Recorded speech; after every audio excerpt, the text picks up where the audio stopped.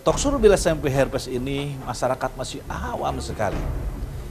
Saya amati mulai dari Aceh sampai Irian, ketika istri kita terjadi gagal hamil, gugur, tidak berkembang, hamil anggur dan lahir cacat, apa yang dikatakan dia? Pasti jawabannya serentak karena lemah kandungan, karena kecapean, karena kegoncang-goncang kendaraan, karena naik tangga. Tidak ada yang meluruskan masalah ini. Apakah betul ini? Itu tidak tepat. Tuhan menciptakan organ tubuh yang paling kuat di antaranya rahim seorang ibu. Dia bisa menyanggah janin 0 bulan sampai 9 bulan. Tapi kenapa ternyata gugur? Itu bukan lemah kandungan atau kecapean, itu karena adanya infeksi.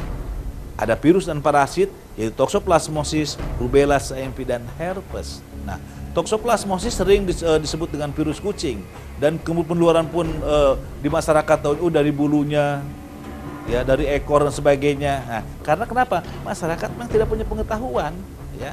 Maka kami dalam praktek ini, dalam menangani para pasien ini tidak akan mengobati langsung, tetapi kami memberikan pengetahuan.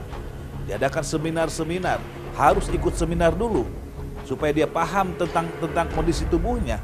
Setelah dia paham betul, baru kami mau ngobatin. Nah, ketika ada Toxurubella SMP herpes setelah uji lab, maka ada 3 hal yang kita hadapi. Pertama, TORS dapat menyebabkan gagal hamil. TORS juga dapat menyebabkan sulit hamil. Dan TORS dapat menyerang saraf otak, mata, dan gerak. Nah, ketika menyerang pada sulit hamil, bahwa ibu ketika sulit hamil 2 tahun, 5 tahun, 10 tahun, 15 tahun, ibu tidak akan diarahkan kepada TORS. Karena TORS identik dengan gugur, TORS identik dengan lahir cacat. Rupanya tidak demikian. Bahwa Toxurubella SMP herpes ternyata dapat membentuk mioma.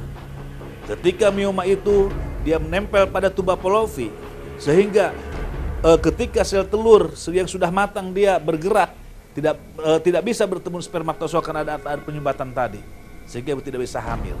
Toxurubella SMP membentuk kista. Kalau kita semakin hari semakin membesar, sehingga ketika besar harus dipotong ovariumnya sehingga ibu pun tidak bisa punya anak. Kemudian Toxurubella SMP herpes juga dia bisa merusak inti sel. Akhirnya sel telur misalnya sebesar anggur dia mengecil. Maka ibu sering mendengar dari dokternya sel telurnya tidak berkembang kecil-kecil. Bahwa Toxurubella SMP herpes ini menyerang pada laki dan perempuan, maka bapak jangan memojokkan istri, jangan nyalahkan istri. Mungkin karena kemarin tidak tahu pengetahuannya bahwa Toxurubella SMP herpes ini bukan hanya penyakit pada ibu-ibu saja, dia nyerang pada laki-laki, nyerang pada perempuan, baik dewasa, muda, lansia akan kena. Ketika istrinya ada rubella SMP herpes, nular pada pasangannya. Melalui apa? Hubung seksual, air liur, keringat, urin, darah, dan ASI. Ketika kena suaminya positif Toxurubella SMP herpes, maka akan mempengaruhi fertilitas, ketidaksuburan. Kami punya data, ya, yang 15 tahun sudah lahir, 16 tahun sudah punya anak, 13 tahun, 11 tahun, 10 tahun, 5 tahun. Ya. Kami awalnya tidak tahu. Saya hanya ngobatin TORS-nya. Ternyata ketika TORS-nya itu negatif, dia akan memperbaiki diri, memperbaiki spermatozoa sehingga dia bisa hamil istrinya dan lahir sehat. Sehingga nanti Bapak Ibu bisa sharing terhadap pasien-pasien yang sudah lahir. Kami tidak kesulitan dengan data. Karena di awal ketika menimpa diri saya sendiri 5 tahun saya kena TORS. 5 tahun dan saya tidak pernah pengobatan alternatif. Saya pengobatan medis. Kenapa? Karena punya virus, parasit, bakteri yang tahu adalah dokter kita. Maka Bapak Ibu sudah tepat datangnya ke dokter. Walaupun Allah belum sembuhkan. Nah, ternyata Allah memberikan informasi pada saya. Saya pun diobatin selama 5 tahun istri saya dengan berbagai antibiotik, tapi ternyata TORS-nya tidak pernah turun. Sehingga saya meninggal kandungan 7 bulan, gugur 3 bulan, gugur 2 bulan, diangkat 5 bulan, 5 tahun. Setelah dokter mengatakan bahwa TORS, Pak Juanda, saya sudah maksimal obat istrinya, bahwa Toxurubella SMP herpes sampai saat ini belum ada obatnya. Mau ditangani, mau diobatin 5 tahun atau 10 akan datang, hasilnya akan sama. Saat itu mau kemana lagi? Saya sudah tidak punya jalan lagi. Maka hanya jalan kepada Allah SWT, pendekatan Allah SWT. Disitulah ketika kita sudah habis mau maksimal berbuat, disitu Allah menolong saya. Ada suatu formula yang diberikan pada saya, kemudian saya yakini, saya berikan pada istri. 3 bulan hamil, kemudian uji ternyata negatif. Singkat cerita, lahir sehat. Anak yang kedua hamil lagi, obatin lagi, kemudian lahir sehat, alhamdulillah. Disitulah saya mulai melakukan penelitian, pengamatan. Sejauh mana efektivitas obat terhadap penyakit ini. Ternyata benar, Allah memberikan ini ya untuk kita semua, bukan hanya untuk saya. Teorinya, apabila IgG positif, IgM negatif tidak usah terapi, sementara IgG positif, IgM positif harus diobatin. Ternyata di lapangan tidak demikian.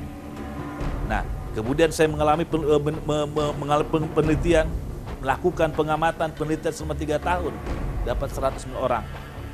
91 orang IgG positif, IgM negatif, 8 orang positif. Tentu yang 91 orang itu nggak usah diobatin.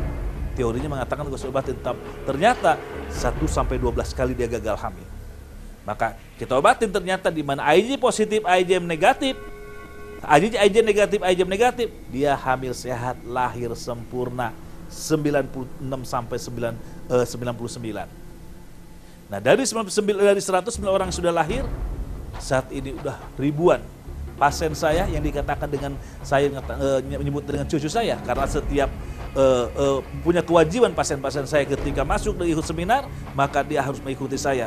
Mulai cara minum obat, mulai di labnya di mana, kemudian ketika hamil dia lapor, saya catat namanya, alamatnya, teleponnya, kemudian berapa kali gagal, toksonya berapa, rubella berapa dan sebagainya.